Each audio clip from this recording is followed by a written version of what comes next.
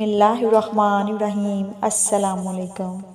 آج کی اس ویڈیو میں آپ کو بتاؤں گی دعا کی اہمیت و فضیلت، دعا کی قبولیت کے مختلف شکلیں اور دعا کی قبولیت کے اوقات۔ پوری نماز ادا کرنے کے بعد یا عبادت میں جب ہم دعا کے مقام پر پہنچتے ہیں تو ہم بہت تیزی میں ہوتے ہیں اور بہت جلدی کے ساتھ دعا مانگتے ہیں۔ ایک پاؤں میں جوتا ہوتا ہے، دوسرا پہن چکے ہوتے ہیں، اٹھتے اٹھتے کھڑے کھڑے جلدی سے دعا مانگتے چلے جاتے ہیں۔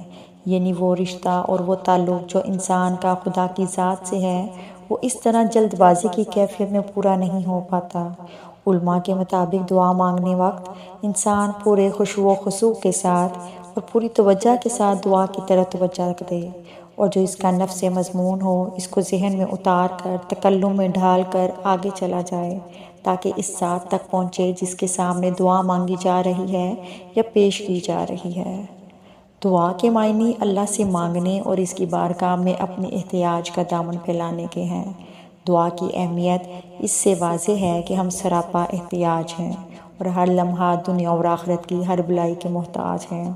حضرت محمد صلی اللہ علیہ وآلہ وسلم نے فرمایا، دعا مومن کا ہتھیار ہے، دین کا ستون ہے اور آسمان و زمین کا نور ہے۔ دعا عبادت کا مغز ہے، دعا عین عبادت ہے، دعا رحمت کی کنجی ہے، وضو نماز کی کنجی ہے، نماز جنت کی کنجی ہے۔ ان ارشادات سے معلوم ہوتا ہے کہ اللہ تعالیٰ کو دعا کتنی محبوب ہے، اور کیوں نہ ہو، وہ غنی مطلق ہے اور اپنے بندوں کا عجز و فکر ہی اس کی بارگاہ عالی میں سب سے بڑی سوغات ہے۔ ساری عبادتیں اسی فکر و احتیاج اور بندگی و بیچارگی کے اظہار کی مختلف شکلیں ہیں۔ دعا میں آدمی بارگاہ الہی میں اپنی بے بسی و بے کسی اور عجز و قصور کا اعتراف کرتا ہے۔ اسی لیے دعا کو عین عبادت بلکہ عبادت کا مغز فرمایا گیا ہے۔ عبادت سے جس شخص کے دل میں بندگی کی یہ کیفیت پیدا نہیں ہوتی وہ عبادت کی حلاوت و شیرینی اور لذت آفرینی سے محروم رہتا ہے۔ یہاں یہ بھی یاد رکھنا چاہیے کہ آدمی کی ہر دعا اللہ تعالیٰ قبول فرماتے ہیں، مگر قبولیت کی شکلیں مختلف ہوتی ہیں۔ کبھی وہی چیز عطا کر دی جاتی ہے جو اس نے مانگی تھی، کبھی اس سے بہتر چیز عطا کر دیتے ہیں، کبھی اس کی برکت سے کسی مصیبت کو ٹال دیتے ہیں، اور کبھی بندے کے لیے اس کی دعا کو آخرت کا ذخیرہ بنا دیتے ہیں۔ اس لیے اگر کسی وقت آدمی کی منہ مانگی مراد پوری نہ ہو تو دل توڑ کر نہ بیٹھ جائے، بلکہ یہ یقین رکھے کہ اس کی دعا تو ضرور قبول ہوئی، مگر جو چیز وہ مانگ رہا ہے شاید وہ علم الہی میں اس کے لیے موزوں نہیں، یا اللہ نے اس سے بہتر چیز عطا کرنے کا فیصلہ فرمایا ہے۔ نبی کریم صلی اللہ علیہ وآلہ وسلم نے فرمایا، مومن بندہ اللہ تعالیٰ سے جتنی دعائیں کرتا ہے اللہ ایک ایک کی وضاحت فرمائے گا کہ یا تو اس کا بدلہ دنیا ہی میں جلدی عطا کر دیا گیا یا اسے آخرت میں ذخیرہ بنا دیا گیا۔ دعاؤں کے بدلے میں جو کچھ مومن کو آخرت میں دیا جائے گا اسے دیکھ کر وہ تمنا کرے گا کہ کاش دنیا میں اس کی کوئی بھی دعا قبول نہ ہوئی ہوتی۔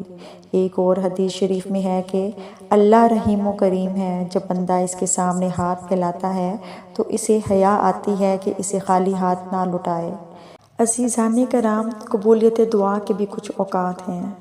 بہرحال دعا تو ہر شخص کی قبول ہوتی ہے اور ہر وقت قبول ہوتی ہے، خواہ قبولیت کی نوعیت کچھ ہی ہو، تاہم بعض اوقات ایسے ہیں جن میں دعا کی قبولیت کی زیادہ امید کی جا سکتی ہے۔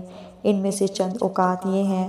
حدیث شریف میں ہے کہ آدمی کو حق تعالیٰ کا سب سے زیادہ قرب سجدے کی حالت میں ہوتا ہے، اس لیے خوب کثرت اور دل جمعی سے دعا کیا کرو۔ نبی کریم صلی اللہ علیہ وآلہ وسلم سے سوال کیا گیا کہ کس وقت کی دعا زیادہ سنی جاتی ہے؟ آپ صلی اللہ علیہ وآلہ وسلم نے فرمایا، رات کے آخری حصے کی اور فرض نمازوں کے بعد کی۔ ترمذی حدیث شریف میں ہے کہ جب 2/3 رات گزر جاتی ہے تو زمین والوں کی طرف حق تعالیٰ کی نظر عنایت متوجہ ہوتی ہے اور اعلان ہوتا ہے کہ کیا ہے کوئی مانگنے والا کہ میں اس کو عطا کروں؟ ہے کوئی دعا کرنے والا کہ اس کی دعا قبول کریں؟ ہے کوئی بخشش کا طلبگار کہ میں اس کی بخشش کروں؟ یہ سلسلہ صبح صادق تک جاری رہتا ہے۔ ایک اور حدیث شریف میں ہے کہ اپنی ذات، اپنی اولاد، اپنے متعلقین اور اپنے مال کے حق میں بدعا نہ کیا کرو۔ دن رات میں ایک گھڑی ایسی آتی ہے کہ جس میں جو دعا کی جائے قبول ہو جاتی ہے۔ ایسا نہ ہو کہ تمہاری بدعا بھی اس گھڑی میں ہو اور وہ قبول ہو جائے تو پھر تم پچھتاتے پھرو۔ رحمت خداوندی کا دروازہ تو ہر وقت کھلا رہتا ہے اور ہر شخص جب چاہے اس کریم بارگاہ میں بغیر کسی روک ٹوک کے التجا کر سکتا ہے۔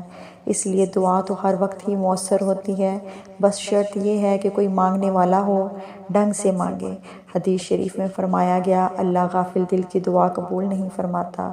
قبولیت دعا کے لیے ایک اہم شرط لقمہ حلال ہے۔ حدیث شریف میں ہے کہ ایک شخص گندے بالوں کے ساتھ گرد و غبار میں اٹا ہوا دور دراز سے سفر کر کے حج کے لیے آتا ہے اور وہ بڑی لجاجت سے یا رب پکارتا ہے، لیکن اس کا کھانا حرام کا، پینا حرام کا، لباس حرام کا، اس کی دعا کیسے قبول ہو؟ قبولیت دعا کے لیے ضروری ہے کہ آدمی جلد بازی سے کام نہ لے۔ بعض دفعہ ایسا ہوتا ہے کہ آدمی اپنی کسی حاجت کے لیے دعائیں مانگتا ہے، مگر جب بظاہر وہ مراد بھر نہیں آتی تو مایوس ہو کر نہ صرف دعا چھوڑ دیتا ہے بلکہ نعوذ باللہ بدظن ہو جاتا ہے۔ حدیث شریف میں فرمایا گیا، بندے کی دعا قبول ہوتی ہے جب تک کہ جلد بازی سے کام نہ لے۔ عرض کیا گیا، جلد بازی سے کیا مطلب؟ فرمایا، یوں کہنے لگے کہ میں نے بہت دعائیں کی مگر قبول ہی نہیں ہوتیں، تو یہ جلد بازی ہے۔ انسان کو چاہیے کہ وہ جلد بازی نہ کرے بلکہ صبر و تحمل کا مظاہرہ کرے اور اپنے رب پہ، اپنے خالق و مالک پہ یقین رکھے کہ جس نے اس کو بنایا ہے، جس سے وہ مانگ رہا ہے، وہ اس کی دعا ضرور پوری کرے گا، وہ اس کی دعا ضرور سنے گا۔ اگر وہ جو چیز مانگ رہا ہے وہ نہیں نواز رہا تو اللہ اسے اس سے بہتر نوازے گا۔